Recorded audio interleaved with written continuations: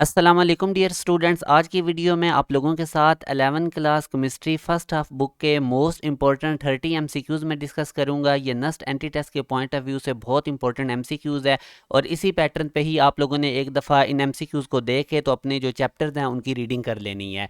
तो सबसे पहला एमसीक्यूज़ आप लोगों के सामने है, the solution remaining after the formation of crystal is called. तो फिल्ट्रेशन के अंदर आपने देखा होगा कि फिल्ट्रेट के अंदर जो सोल्यूशन रह जाता है उसको हम मदर लिक्वर कहते हैं। इसी तरह नेक्स्ट क्वेश्चन में है, स्टिशियोमेट्रिक कैलकुलेशंस आर मेड व्हेन। तो अगर आप ये सारे ऑप्शंस पढ़ेंगे तो आप लोगों को बेसिकली ये अजम्पशंस लगेंगी स्टिशियोमेट्रिक कैलकुलेशंस की, तो इसलिए इसका ऑल ऑफ दीज है। नेक्स्ट क्वेश्चन में वो कहता है which of the following element is having highest ionization energy. तो अब आप देखें कि ये जो हमारे पास बेरिलियम है बेसिकली ये सेकंड ग्रुप से बिलोंग करता है और जो सेकंड ग्रुप होते हैं इनके सब शेल्स कंप्लीटली फिल्ड होते हैं, जिस तरह 1s2। तो जिन शेल्स का वो जो कंप्लीटली फिल्ड होते हैं बेसिकली, अब ये जो 2a वाला वैसे तो आपको पता है कि पीरियड में लेफ्ट टू राइट मूव करते हुए आयोनाइजेशन एनर्जी इंक्रीज होती है, मगर 2a ग्रुप का थोड़ा एक्सेप्शनल केस है। इनकी थर्ड ए वाले ग्रुप से आयोनाइजेशन एनर्जी ज़्यादा होती है क्योंकि इनके जो सब शेल्स हैं वो कंप्लीटली फिल्ड होते हैं। तो 2a की 1a वालों की लेस होगी 2a से, और 2a के जो एलिमेंट्स हैं उनकी ग्रेटर होगी थर्ड ए वालों से। बेरिलियम वैसे भी फर्स्ट एलिमेंट है सेकंड ग्रुप का, तो इस वजह से ये जो बेरिलियम फर्स्ट सेकंड ग्रुप से बिलोंग करता है तो इसकी आयोनाइजेशन एनर्जी ग्रेटर होगी बोरॉन से जो कि थर्ड ग्रुप से बिलोंग करता है। और इसी तरह ये लिथियम सोडियम ये तो ऑलरेडी फर्स्ट ग्रुप से बिलोंग करते हैं, तो इनसे भी बेरिलियम की आयोनाइजेशन एनर्जी ग्रेटर होगी, first ionization energy. Next question में अगर आप देखें तो which is incorrect order of bond energy. तो इसके लिए आपको थोड़ी वर्किंग करनी पड़ेगी। बॉन्ड एनर्जी का आपको पता होना चाहिए।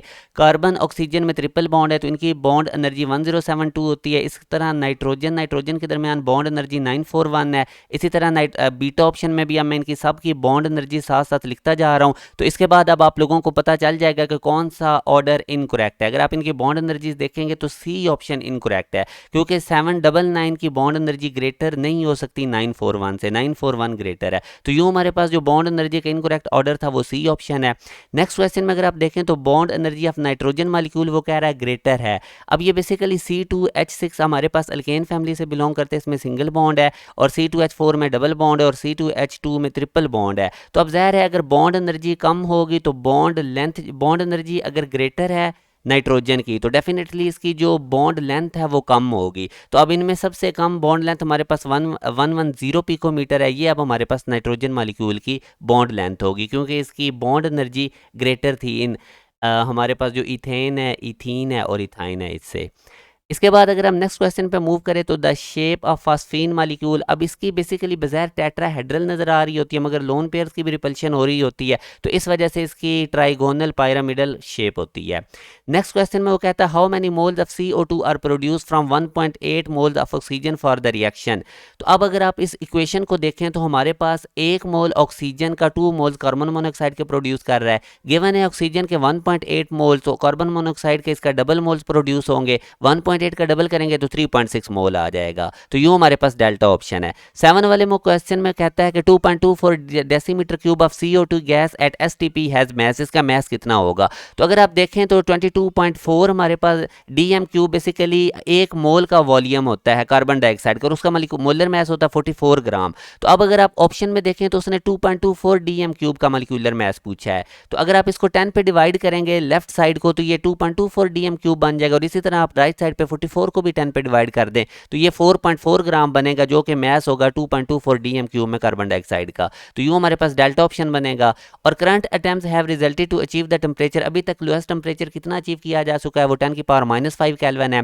9 वाले क्वेश्चन में वो बेसिकली क्रोमेटोग्राफी में ये जो आयंस हैं आपको Pb+2 CD+2 ये कलरलेस होते हैं, तो इनको कलर्ड करने के लिए कंपाउंड हाइड्रोजन सल्फाइड ऐड किया जाता है। जो प्रोडक्ट बनाता है आगे रिजल्टेंट इनके साथ मिलकर वो कलर्ड होती है। तो ये बेसिकली क्रोमेटोग्राफी में हम यूज करते हैं हाइड्रोजन सल्फाइड को Pb+2 और CD+2 को लोकेट करने के लिए। आगे वो कहता है K2SO4 और K2CrO4 ये आइसोमॉर्फिक सब्सटेंसेस हैं, तो इनकी सिमिलर प्रॉपर्टीज होंगी, एक अंदर सिमिलर नहीं होगी। तो अब बेसिकली आइसोमॉर्फिक में आपने पढ़ा था कि इनके अंदर एटॉमिक रेशियो सेम होती है एटम्स की, जैसे कि आपको नजर भी आ रहा है। क्रिस्टलाइन शेप सेम होती है और ज्योमेट्री ऑफ अनाइन भी सेम होती है, तभी तो इनकी एटॉमिक रेशियो सेम होती है, मगर जो केमिकल प्रॉपर्टीज हैं वो इनकी डिफरेंट हो सकती हैं आइसोमॉर्फिक सब्सटेंसेस की। तो यूं हमारे पास सी ऑप्शन। नेक्स्ट में वो कहता है each molecule of haemoglobin is heavier than a helium atom. तो याद रखें जो हेमोग्लोबिन है ये हाइड्रोजन से 68,000 टाइम्स ग्रेटर हैवियर होता है, और हीलियम का चूंकि मैस 4 होता है तो आप लोग 68,000 को 4 पे डिवाइड करेंगे तो 17,000 टाइम्स हेमोग्लोबिन हैवियर होता है हीलियम एटम से।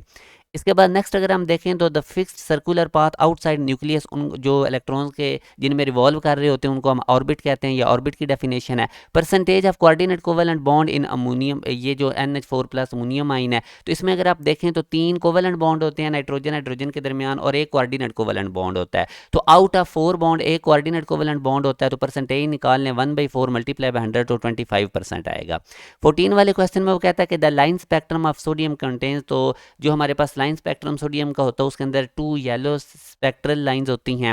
नेक्स्ट वाले क्वेश्चन में वो कहता है factor which does not increase evaporation rate, तो इंक्रीज ऑफ वॉल्यूम से इवापोरेशन नहीं बढ़ता, बाकी जितने भी फैक्टर्स हैं ये इवापोरेशन के रेट को बढ़ा देते हैं, ये आप लोगों की बुक में भी लिखा हुआ है। 16 वाले क्वेश्चन में वो कहता है in which molecule the bond angle between bond pair and bond pair is minimum. तो बॉन्ड पेयर में रिपल्शन मिनिमम होगी नाइट्रोजन ट्राईफ्लोराइड के केस में, क्योंकि फ्लोराइड भी काफ़ी हाईली इलेक्ट्रोनेगेटिव एक लोन पेयर भी होता है, तो इस वजह से बॉन्ड पेयर में मिनिमम रिपल्शन होती है। उसके बाद अगर हम नेक्स्ट मूव करें तो which of the following gases can be liquefied by Linde's method, तो लिंड्स मेथड से वही गैसेज लिक्विफाइड इजीली हो सकती हैं जिनके अंदर already strong forces of attraction हो। तो इन तमाम ऑप्शंस में अगर आप देखेंगे तो अमोनिया के अंदर स्ट्रॉन्ग फोर्सेज ऑफ अट्रैक्शन यानी कि हाइड्रोजन बॉन्डिंग होती है, इस वजह से ये इजीली लिंड्स मेथड से लिक्विफाइड हो सकती है। A real gas obeys van der Waals equation which will resemble an ideal gas। Real gas कब आइडियल गैस की इक्वेशन को रिजेंबल करेगी, जब उसके जो कांस्टेंट ए और बी हैं उनकी वैल्यू स्मॉल होंगी, तो फिर जो रियल गैस इक्वेशन है वो भी आइडियल को अप्रोच कर जाएगी। अच्छा नेक्स्ट में वो कहता है द करेक्ट इलेक्ट्रॉनिक कन्फिग्रेशन, ये आप लोगों ने देख लेनी है, क्रोमियम की इलेक्ट्रॉनिक कन्फिग्रेशन सी ऑप्शन है। उसके बाद बोहर एटॉमिक मॉडल कहाँ पर एप्लीकेबल नहीं होता, तो याद रखें बोहर एटॉमिक मॉडल उधर एप्लीकेबल होता है जो मोनो इलेक्ट्रॉनिक सिस्टम होता है। तो अगर आप यहाँ पे डेल्टा ऑप्शन H नेगेटिव में देखेंगे तो इसके पास 2 इलेक्ट्रॉन्स है, तो इसलिए यहाँ पे बोहर एटॉमिक मॉडल एप्लीकेबल नहीं होगा। 21 वाले क्वेश्चन में ये बुक लाइन है drying agent use in vacuum desiccator, ये हमारे पास फास्फोरस पेंटाऑक्साइड है। 22 वाले में वो कहता है which mixture of gases do not follow Dalton's law, तो याद रखें Dalton's law non reacting gases के ऊपर एप्लीकेबल होता है। अगर आप बीटा ऑप्शन में देखें तो अमोनिया और ये HCl आपस में मिल के अमोनियम क्लोराइड बना देते हैं, तो ये रिएक्टिव पेयर है, इसके ऊपर डाल्टन्स लॉ एप्लीकेबल नहीं होगा। 23 वाले में देखें which pair shows Debye forces, तो डिबाई फोर्सेज बेसिकली पोलर और नॉन पोलर के दरमियान में एक्ट करती हैं, तो यहाँ पे अगर आप देखें तो HCl पोलर है और आर्गोन नॉन पोलर है, तो इनके दरमियान में डिबाई फोर्सेज एक्ट करेंगी। The correct set of quantum number for unpaired electron in sodium atom, तो सोडियम की आप इलेक्ट्रॉनिक कन्फिग्रेशन अगर ड्रॉ करेंगे तो एंड पे आपको 3s1 मिलेगा, और यहाँ से आप देख लें प्रिंसिपल क्वांटम नंबर n3 है और s के लिए अजीमुथल क्वांटम नंबर 0 होता है, तो 3 0 आपको n की वैल्यू 3 l की 0 बीटा ऑप्शन में नजर आएगी। 25 वाले में वो कहता है कि electron gas theory was propose to explain bonding in, तो ये बेसिकली मेटालिक सॉलिड्स को एक्सप्लेन करने के लिए बनाई गई थी। According to modern atomic theory के मुताबिक एनर्जी और वेव नंबर में डायरेक्ट रिलेशन होता है, या आप ऐसे भी कह सकते हैं एनर्जी और वेवलेंथ में इनवर्स रिलेशन होता है। उसके बाद which one of the following pair of gases has the same rate of diffusion, rate of diffusion molecular mass के रूट के इनवर्सली प्रोपोर्शनल है, जिन गैसेज का मॉलिक्यूलर मास सेम होगा उनका रेट ऑफ डिफ्यूजन भी सेम होगा। तो CO का मॉलिक्यूलर मास 28 है, N2 का भी 28 है, तो इनका मॉलिक्यूलर मास सेम होने की वजह से रेट ऑफ डिफ्यूजन भी सेम होगा। 28 वाले क्वेश्चन में वो कहता है आयोनिक स्पीशीज इज डायामैग्नेटिक, तो डायामैग्नेटिक वो स्पीशीज होती हैं जिनके एंटी बॉन्डिंग मॉलिक्यूलर ऑर्बिटल्स के अंदर अनपेयर्ड इलेक्ट्रॉन्स नहीं होते, तो अगर आप ड्रॉ करेंगे डेल्टा ऑप्शन को तो इसके अंदर अनपेयर्ड इलेक्ट्रॉन्स नहीं आएंगे इसके बॉन्डिंग मॉलिक्यूलर ऑर्बिटल्स में, तो यूं हमारे पास ये डायामैग्नेटिक इन नेचर है।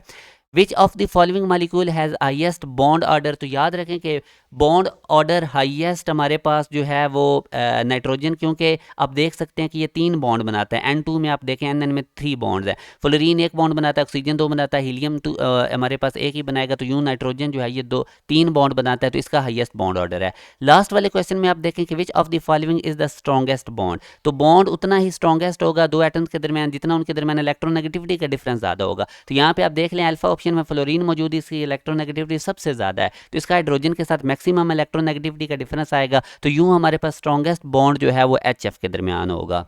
अपना ख्याल रखिएगा, अल्लाह हाफिज़।